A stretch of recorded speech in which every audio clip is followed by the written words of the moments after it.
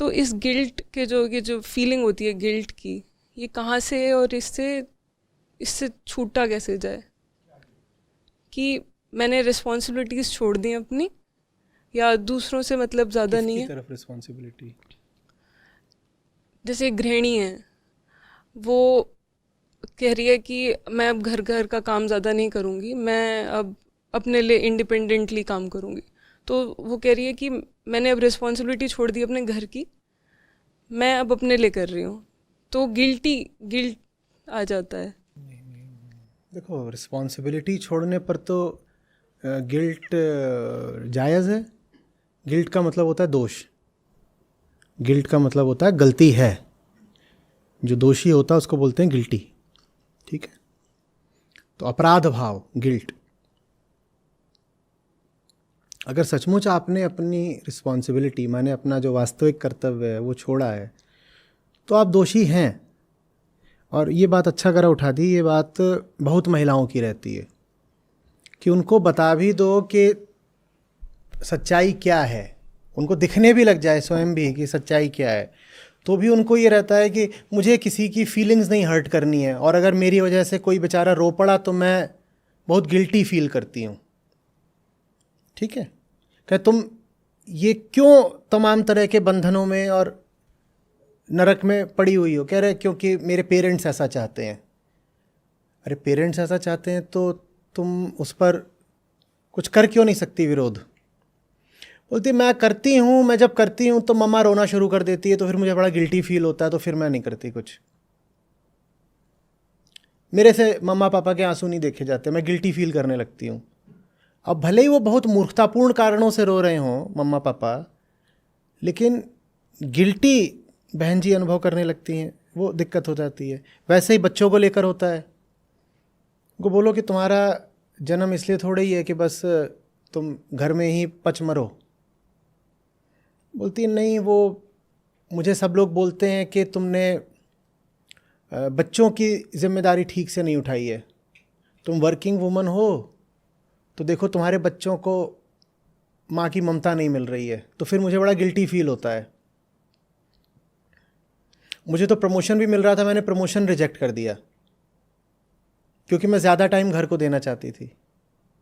मुझे ज़्यादा रिस्पॉन्सिबिलिटी की जॉब मिल रही थी दूसरे शहर में, मैंने वो भी रिजेक्ट कर दी क्योंकि बच्चे हैं ना और हस्बैंड हैं, वो तो मैं क्या बताऊँ मुझ पर कितना डिपेंडेंट रहते हैं।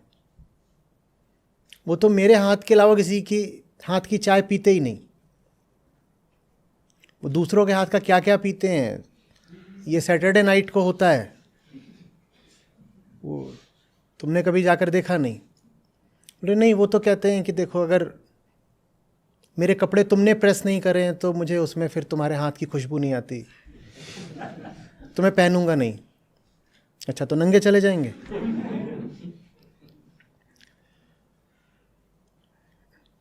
वैसे ही फादर इन लॉ हैं, वो बोलते हैं सुबह सुबह 4:30 बजे मुझे तेरे ही हाथ की चाय चाहिए,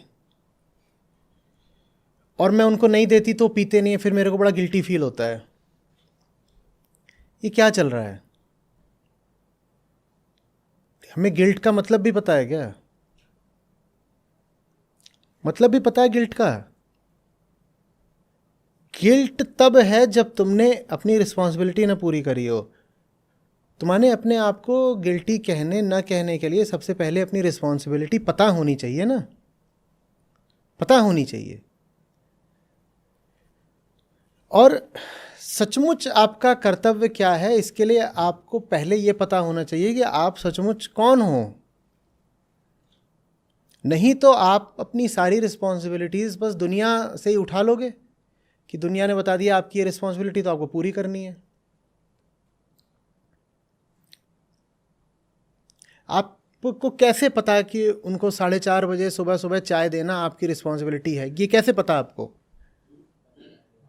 आपको समाज ने, परिवार ने और फिल्मों ने नहीं बताया होता तो क्या आपको पता होता? आपको दिख नहीं रहा है कि ये जिसको आप अपनी रिस्पॉन्सिबिलिटी समझ रहे हो, इसमें कहीं भी कोई बोध या रियलाइजेशन नहीं है, सिर्फ इंडोक्ट्रिनेशन है, कंडीशनिंग है। आपके ऊपर एक लड़की या महिला होने के नाते ये बात थोप दी गई है कि तुम अच्छी तभी हो जब तुम ये सब करो। अगर तुम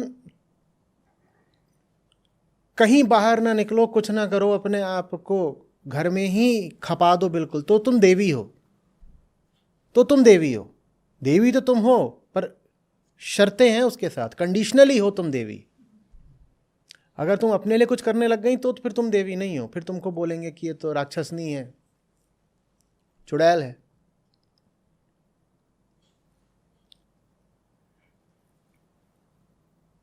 ये जो संस्कृतिवादी लोग हैं, जानते हो, ये लोग जिन किताबों का हवाला देते हैं, पुरानी धार्मिक किताबों का, वो कहते हैं कि महिला के लिए पति के अलावा और कोई कर्तव्य है ही नहीं। तो अब बताओ और रिस्पॉन्सिबिलिटी क्या बची तुम्हारी फिर? न कृष्ण के प्रति कोई कर्तव्य है, न राम के प्रति, न धर्म के प्रति, न समाज के प्रति तुम्हारा कोई कर्तव्य नहीं है। तुम्हारा एकमात्र कर्तव्य है पति परायणता। ये शब्दशः लिखा हुआ है और हिंदू समाज इसी पर चलता रहा है आज तक। कह रहे स्त्री को तो गुरु की भी जरूरत नहीं है, पति ही गुरु है। और कहा गया है कि ऐसे गुरु लोग नरक में जाकर गिरते हैं जो स्त्रियों को शिक्षा देते हैं, क्योंकि स्त्री को शिक्षा नहीं देनी चाहिए। स्त्री को शिक्षा सिर्फ और सिर्फ उसका पति दे सकता है। उनके अनुसार से मैं नरक का बड़ा भागी हूं। अभी तो यहां पे 1/3 आप ही लोग बैठी हुई हैं।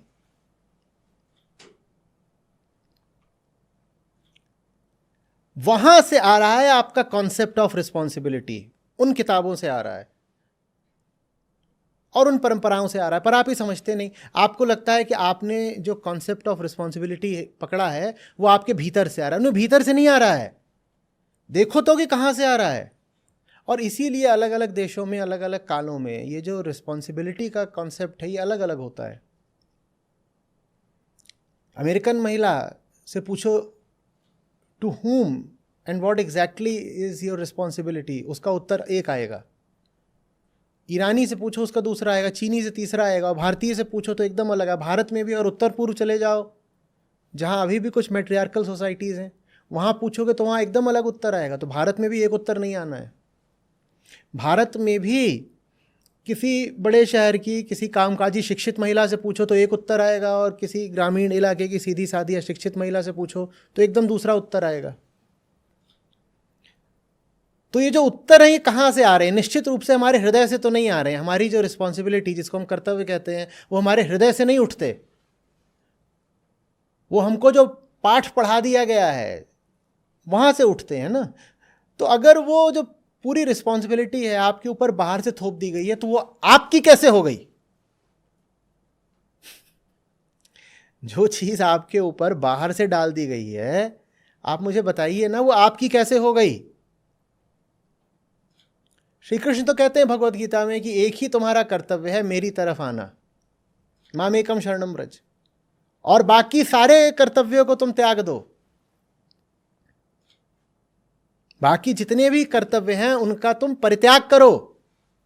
एक ही तुम्हारा कर्तव्य। जब एक ही तुम्हारा कर्तव्य है कि तुम कृष्ण माने सत्य माने ब्रह्म की ओर जाओ, तो ये बाकी सारे कर्तव्य तुमने कहाँ से उठा लिए? तुमने पति को परमेश्वर कैसे बोल दिया, और ये सब बाकी बातें कि ये करना वो करना। देखो, बच्चों के प्रति एक तो प्राकृतिक ममता होती है, वो समझ में आती है, वो सब स्त्रियों में होगी।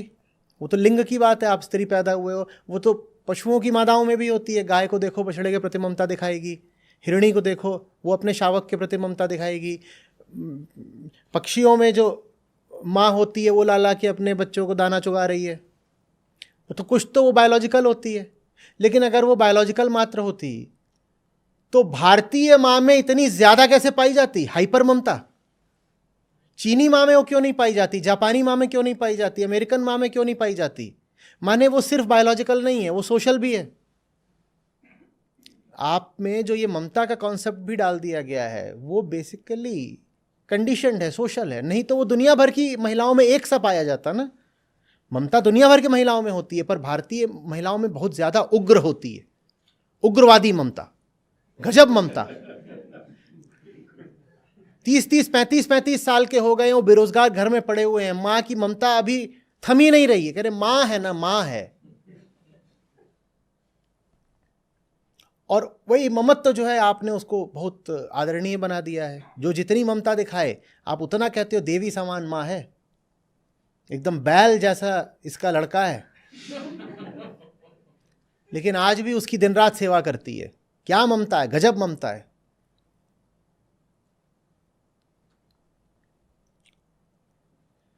तो गिल्टी फील करना अपने आप में कोई बुरी बात नहीं, लेकिन भाई बहन सही वजह से गिल्टी फील करो ना। गलती करी हो, भीतर अपराध भाव उठे, ठीक भी है, क्या गलत हो गया, सही बात है, गलती करी थी, अपराध भाव आ रहा है तो तुम स्वीकार कर रहे हो गलती हुई। अगर स्वीकार कर रहे हो गलती हुई तो शायद सुधार करोगे, उसमें कोई दिक्कत नहीं, अपराध भाव में, गिल्ट में। लेकिन तुमको पता ही नहीं है कि तुम्हारी असली गलती क्या है, और झूठ मूठ की गलती भी तुम कह रहे हो हाय हाय आई एम गिल्टी। तो ये तो बड़े मजाक की बात हो गई। असली गलती जो हो रही है उसका देवियों को कुछ पता ही नहीं होता है। असली गलती ये है कि आप अपना जीवन व्यर्थ करे दे रही हैं। न ज्ञान है, न कला है, न कौशल है, न अनुभव है, कुछ नहीं है, दुनिया देखी नहीं है। लड़के मजाक बनाते हैं। आप वहां पर जाओ इंस्टाग्राम वगैरह पर, वहां दीदी ओ दीदी लिखकर या पापा की परी लिख करके आपको 200 ऐसे मिल जाएंगे वीडियो जिसमें वो दिखा रहे हैं कि उसको स्कूटी चलाना नहीं आ रहा, उसको स्कूटी दे दी है तो जाके कहीं दरवाजे पे चढ़ गई स्कूटी लेके, या कि एक दिखाया था कि उसको स्कूटी दे दी है तो ले गई, एक आदमी को, बुजुर्ग अंकल जा रहे थे, उनको पीछे से टक्कर मारी तो वो थोड़ा गिरे से, फिर ये भी गिर गई तो उन्होंने गिरने के बावजूद इनको उठा दिया और आगे को चले। जब वो आगे को चले तो उन्होंने जाके उनको फिर से ठोक दिया, और उस पर मिलियंस में व्यूज हैं, लाइक्स हैं, ये सब चल रहा है। ये आपकी असली गिल्ट है कि आपको स्कूटी चलाना भी नहीं आता, लेकिन इस बात का आपको कोई एहसास नहीं। इसको आप समझती हैं तो हमारी क्यूटनेस है, हमें कुछ नहीं आता। वो लड़के फिर और वीडियो बनाते हैं, कहते हैं ये देखो ये स्टार्ट कर रही हैं, वो स्टार्ट करने की जगह स्टैंड पे किक मार रही है, और दुनिया भर के लड़के आके उसमें मजे ले रहे हैं, कमेंट कर रहे हैं कि ये देखो ये कहती हैं कि हम लड़कों की बराबरी करेंगे, और ये स्कूटर लेकर निकली हैं और उसका जो स्टैंड है उसमें किक मार रही हैं और कह रही हैं स्टार्ट नहीं हो रहा, स्टार्ट नहीं हो रहा। आधे से ज़्यादा जो लड़कियों को लेकर के ह्यूमर होता है, वो ह्यूमर वास्तव में आप उसे गौर से देखेंगे तो वास्तव में जो ह्यूमर है, फीमेल सेंट्रिक ह्यूमर, वो यही दिखा रहा होता है कि कितनी बेवकूफ़ है। वो जो फीमेल सेंट्रिक ह्यूमर है वो बस यही दिखा रहा होता है कि देखो कितनी बेवकूफ़ है। ये है ना गिल्ट की बात, उसमें ह्यूमर जैसा कुछ नहीं है, वो पूरी नारी जाति का अपमान किया जा रहा है। लेकिन तब आपको समझ में नहीं आता, तब आप भी हंस देती होंगी, आप भी उसमें कमेंट करके नीचे लिख देती होंगी वेरी गुड, या इमोजी स्माइली वाला बना दिया,